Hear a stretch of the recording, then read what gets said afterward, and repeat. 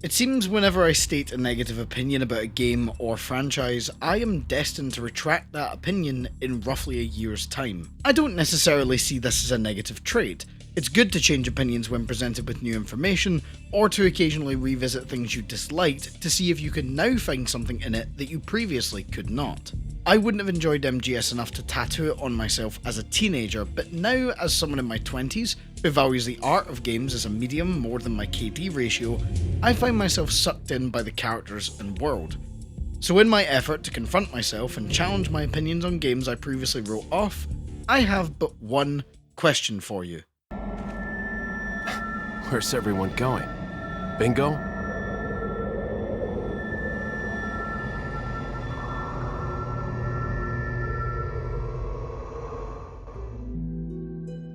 I've mentioned for years across my time critiquing games that I did not enjoy the original Resident Evil 4, despite it being the game I by far have the most copies of.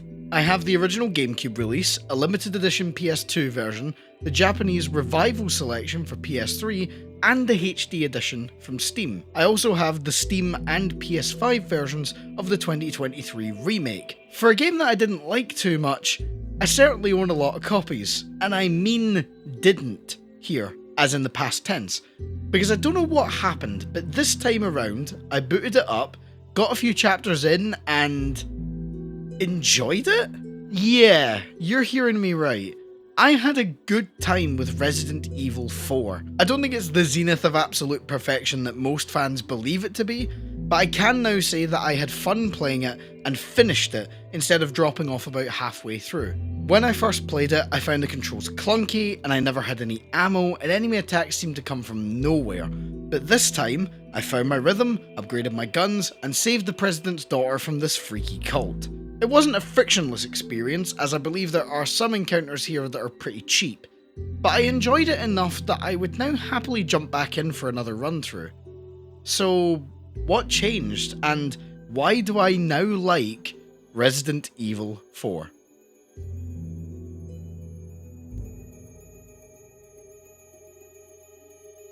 So everyone on the planet knows about the development hell that was Resident Evil 4. It's the most talked about piece of trivia when it comes to this game, and I doubt I need to cover it for the 10,000th time.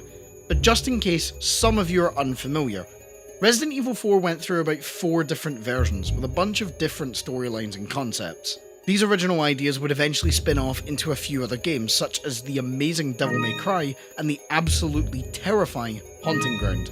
The Resident Evil 4 we know today strayed very far off from what it was supposed to be. The original idea was going to be a more direct follow-up to the ending of the Raccoon City saga, with Leon exploring a castle/airship investigating Oswald Spencer. None of this is present in the completed game. In fact, the game actively throws out a lot of RE lore to focus on its own plot. It's only loosely connected through the presence of Leon from RE2 and some other elements we'll talk about later on. I mentioned earlier how many different versions of this game I own, and that's because this has become Capcom's very own Skyrim. The game was originally released exclusively on Nintendo's little lunchbox, the GameCube, as part of the Capcom 5, which also included Remake, RE0, Killer 7, and Beautiful Joe. But due to the low sales of the console, this deal was broken quickly, with all of these games receiving other ports over the next few years. And as we know, RE4 has been ported to just about every system that has ever existed. For this video, I played the Ultimate HD Edition from Steam, which plays smoothly at 1080p at 60 FPS. But I also played a small amount of the GameCube and PS2 versions for a little comparison later on.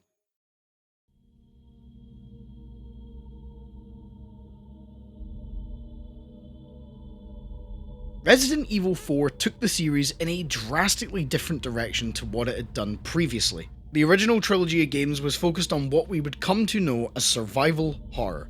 Characters had a limited inventory, and you were forced to backtrack through previously explored locations to solve puzzles while managing your resources so that you can continue to defend yourself against the hordes of the undead. The environments were composed of pre-rendered backgrounds, which gave the games a unique atmosphere as you could never really tell what threat could be around the next corner. This amped up the horror, but could lead to frustration when the games would dip into more action-heavy set pieces, especially during the later entries like RE3. I vented my frustrations with this back when I covered the original trilogy, as it was the only element of these games that rubbed me up the wrong way. RE4 makes an effort to try and conserve a lot of elements that make this series tick, while ditching the ones that seem outdated. The one outdated element that wasn't ditched, however, was the tank controls. The pre-rendered backgrounds and fixed cameras are gone, instead replaced with an over-the-shoulder third-person camera that would become the standard for so many games even up to today. Leon still can't strafe or fire while moving though, which helps to keep some of that tension the old games had during combat scenarios. The tank controls don't feel as difficult here though, since forward always being forward inherently makes more sense when the camera is always behind the character, so you'd be pushing forward anyway. The thing that modern players would need to get used to is left and right pivoting Leon in place rather than strafing, but after about an hour of this, you get used to it and it begins to feel really natural. The combat has by far seen the biggest change from the classics. In the old RE games, aiming your gun would have your character automatically lock onto nearby enemies and you would just fire until they went down, aside from occasionally headshotting a zombie with the shotgun. There wasn't much strategy to it, aside from choosing when to fire and when to expertly run around them. Here in Resident Evil 4, you still can't move while aiming, as I mentioned, but now said aiming is manually controlled by the player. The observant among you will notice that there is no aiming reticle on screen, but luckily each gun comes with a handy laser to help you place your shot, regardless of where it is on the enemy. You can go for killing headshots or take out the legs to immobilize the new Ganados. Compared to zombies, Ganados are a lot faster and deadlier, being able to wield a variety of weapons from farm equipment, chainsaws, scythes, and even towards the end, fucking miniguns. Instead of slowly shambling towards you, Ganados will run and crowd you in large groups to force you into making rushed, last-second panic decisions. This does not, however, clash with the tank controls, since when they get into a particular range, they will slow down and creep towards you, allowing you to line up your shots. The combat is very much based around getting yourself into an advantageous position, and then using well-placed shots to either stun or kill the enemies. And you will want to stun them at times because of Leon's new close-quarter moves. After a well-placed headshot or a shell to the kneecaps, Leon can perform a melee attack, which changes based on the enemy. The main one is a swift roundhouse, which was always fun to see, but the absolute best was when Leon turned into a WWE superstar and would suplex the cultists in the castle. The Ganados start off simple, with a quick headshot, kick, and a few slashes with the knife being enough to take down nearly everything in your path. But in the first part of Chapter 2, we are introduced to a second phase that an enemy can enter, where the parasite they are infected with will burst from their head and can swipe at you from a much greater distance. Aside from this, there are also those bastard regenerators in Chapter 5.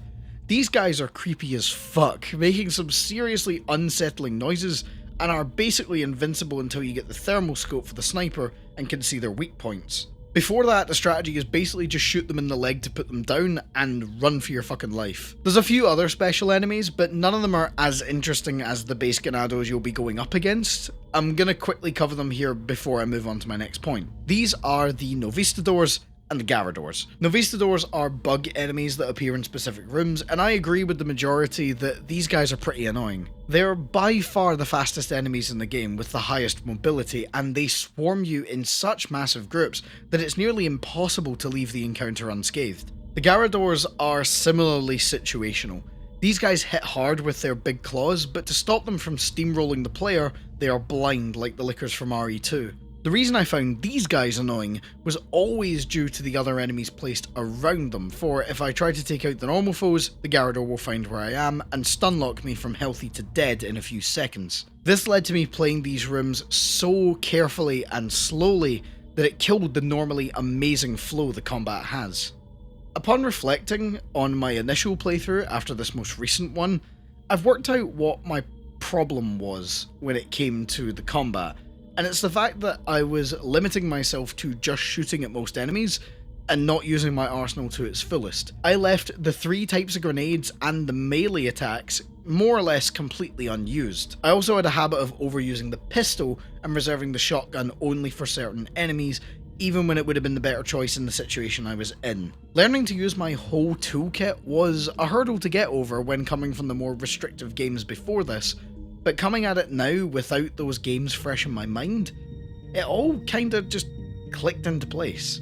While combat is a majority of what you'll be doing in Resident Evil 4, it's not the only facet of gameplay. It also includes a small amount of exploration. I'm not going to act like the game is super open, as it just factually isn't. But being able to find a few extra rooms with treasures that you can sell or free weapons was a nice touch, especially in the later castle chapters when there are certain rooms that need to be returned to after you initially find them. It helps to keep some of that old RE DNA intact. Looking for ammo and healing items is just as important here as it always has been, but with the increased focus combat has received, these items are also dropped from enemies along with the new collectible, pesetas. This is money that could be used to upgrade your current arsenal or buy a whole new one from a new character, the Merchant. This is an omnipotent being introduced early on in your adventure who will trade cash for goods and services. He will appear at regular intervals with a signature blue flame, and you can sit here for a while tinkering with the upgrades on your weapons or deciding what new options to potentially play around with. The potential arsenal you can acquire here is unmatched by any other Resident Evil game to date. There's so many options that everyone will inevitably find a weapon selection that suits their playstyle, from the compact blacktail to the classic look of the Red 9, Striker versus Riot Gun, and after your first playthrough, Leon's old Matilda, the game-breaking Chicago typewriter, or the exhilarating infinite ammo rocket launcher. I found that I enjoyed the combination of Punisher, Riot Gun, TMP, and semi-auto rifle, and once I got these guns, I stuck with them and continued to give them a boost throughout my playthrough. But through not choosing the others, it makes them all the more enticing upon a second go around. Hi, this is Ross during the recording. I actually forgot to put a bit in my script, and I realise this as I'm recording now, so I'm actually going to quickly talk about it out of script. When you get all these guns, you have to fit them into the inventory system, and unlike the Resident Evil games of old, where you just had like 8 slots or something to just fit all your items in, this time the game goes for what is called the attaché case. And essentially what you do here is each weapon and healing item and bullet has a certain size. You know, so like a gun might take up 6 slots, bullets will take up 2, healing might take up 2 or 3. You know, it all depends on what items you're picking up. And essentially there's a mini game in trying to maximize your inventory space. It's basically like playing a game of Tetris, and honestly, I absolutely love fucking around in the attaché case. And also, hilariously enough, there is a game on Steam, I believe it's called Save Room, where you can basically just play a puzzle game based on the attaché case, and I just think that's a great idea. I realised that like I hadn't put this in the script, and I just wanted to throw this all in, so we're going back to normal scripted Ross now.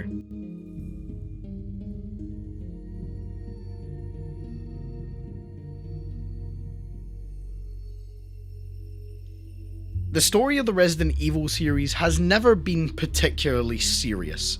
The poor voice acting and cheesy dialogue likened the games to B-movie horror.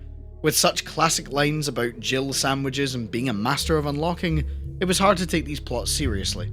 Resident Evil 4 thankfully does not shy away from this appealing nature, but rather doubles down on it. The way Leon is portrayed here is more akin to the action heroes of the 90s, with his quips and one-liners being cringeworthy, but delivered in such an endearing way. It would have been really easy for RE4 to lean too far in and become genuinely unfunny, but it manages to take itself just seriously enough that it doesn't feel like a parody.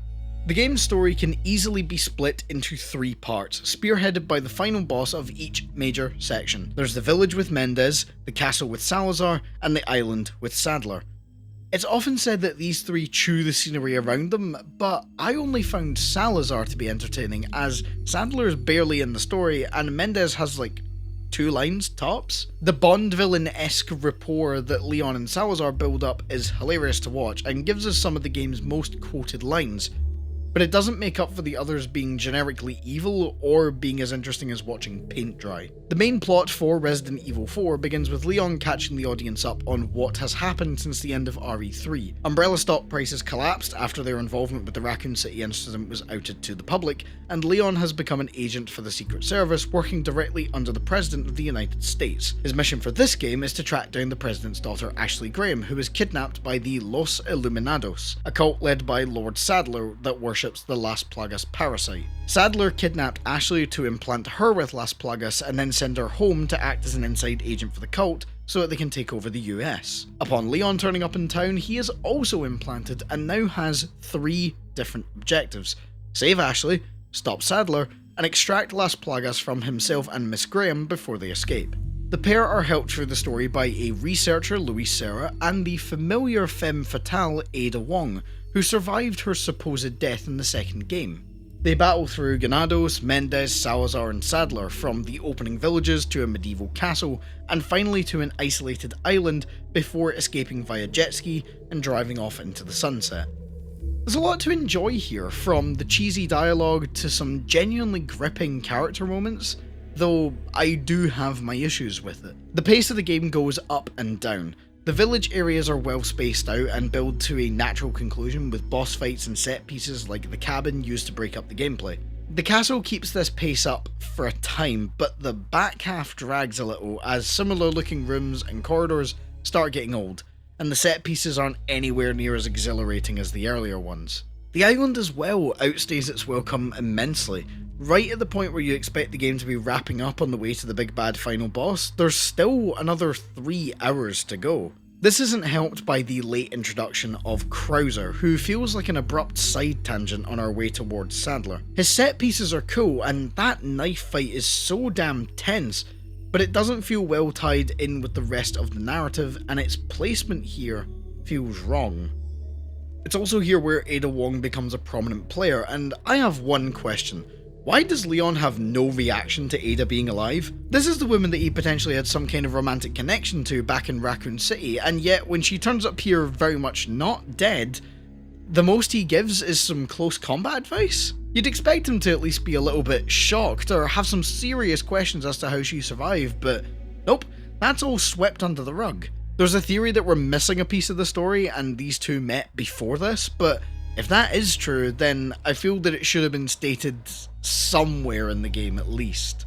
Those of you familiar with Resident Evil 4 will have noticed a particular face I've excluded from the video as much as I can so far, even when I was discussing the gameplay.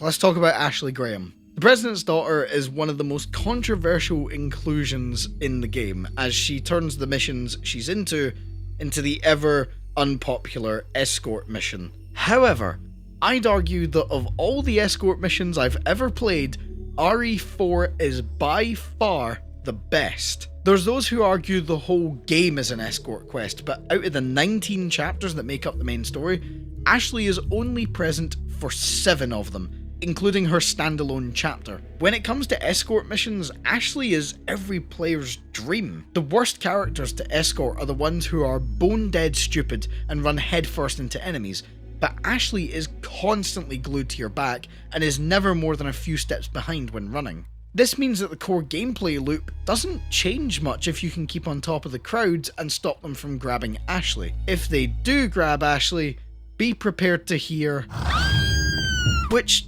yes, is very annoying to hear over and over again, but if you play well, you won't need to hear it much. Ashley's standalone chapter is a nice change of pace. Ashley of course can't use guns, so it tasks you with avoiding cultists and solving a fairly simple puzzle. I enjoyed it as a horror section in what is for the most part an action game with horror elements. It helps me to empathise with Ashley, as from her perspective, the stuff going on in the game is terrifying, which is easy to forget as you drop kick the 1000th villager. I think the remake got Ashley Graham a little bit better, as she's a bit more interesting, she's not as irritating, and she has a lot more of a character arc, although her actual gameplay mechanic side of things is a little bit worse, so it's kind of a trade-off there.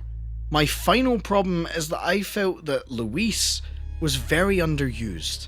He shows up at the end of chapter 1-1 and then only shows up again sporadically for a few minutes at a time. We don't get a lot of time to really get to know him, and it makes his death less impactful than it could have been. This is an aspect I thought was handled much better in the remake, because he's in the game longer and we learn more about his backstory and we spend an entire chapter with him. His death landed so much better here, and its placement in the mines at the hand of Krauser helps to tie him into the main story. As much as I don't think it's perfect, I enjoyed Resident Evil 4's story. It's a classic, and it's the one element that I always enjoyed, even if the gameplay wasn't originally for me. But the game doesn't end when you just beat it once. Let's talk about that post-game content.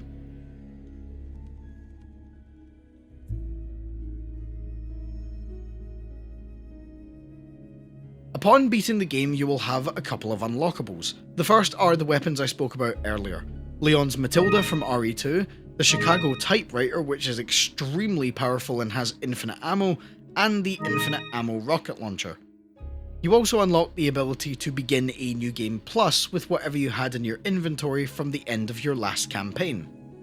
The first thing you see when starting a second run is the merchant screen, which lets you pick and upgrade new weapons, or continue to upgrade the ones you already have. There are two sets of unlockable costumes.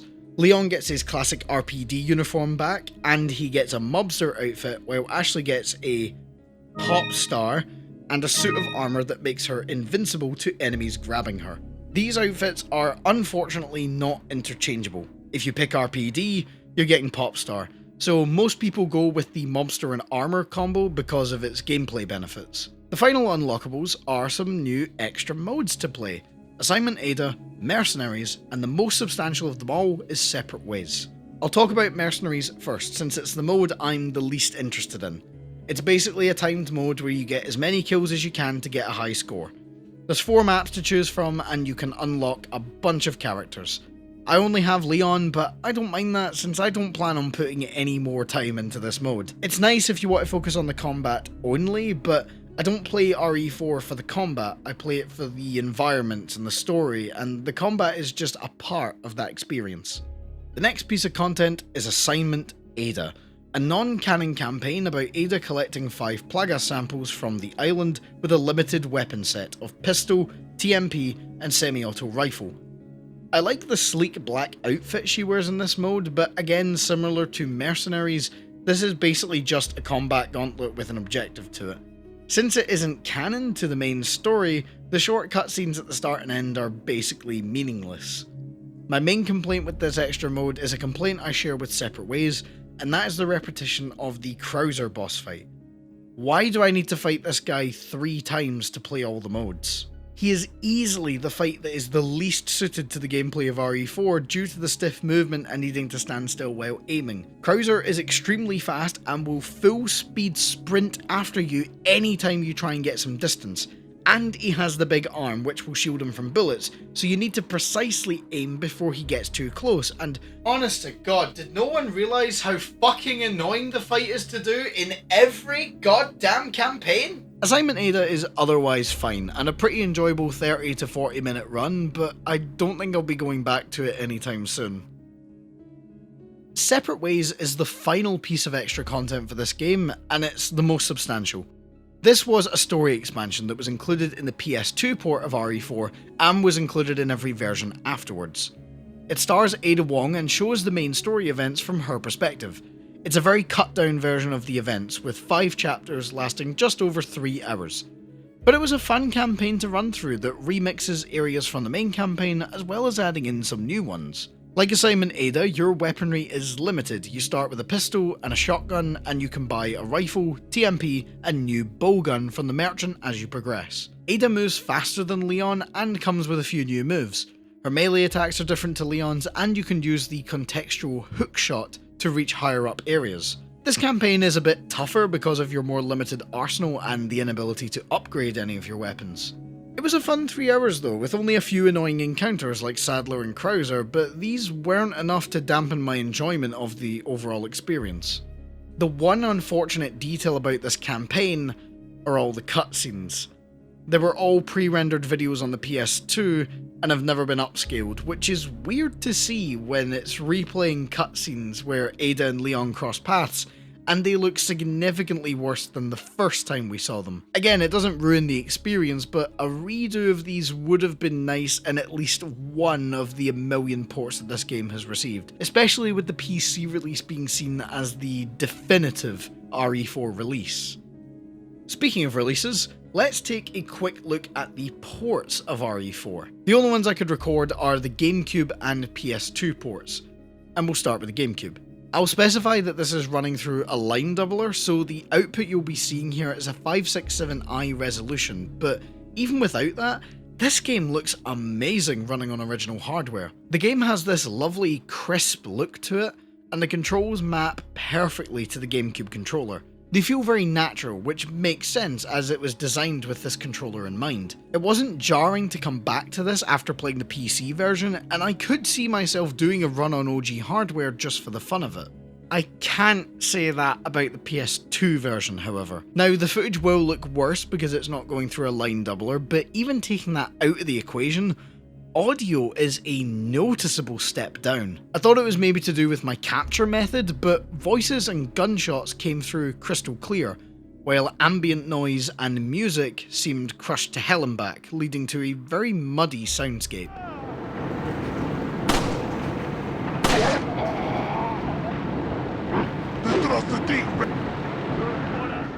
I also hated how the game felt through the DualShock. The button layout didn't quite suit my preferences, and the game just felt overall worse to play. Despite this being the version I've had for the longest time, I can't see myself willingly picking this one up when I want to play a game of RE4. Here's a little side-by-side comparison of the different versions, and I'll let you make up your mind of which one you like the most. PC for me wins in performance, but I wouldn't mind grabbing the GameCube version off my shelf every once in a while. And with that, we come to the end of my re-review of Resident Evil 4. It certainly has redeemed itself in my eyes. I don't downright despise it anymore, and while there are other RE games I'd go for first, I can see myself going back for a replay every once in a while when I'm in the mood for some horror action goodness. Even if it's just to hear those one-liners again. I've sent my right hand to dispose of you. Your right hand comes off?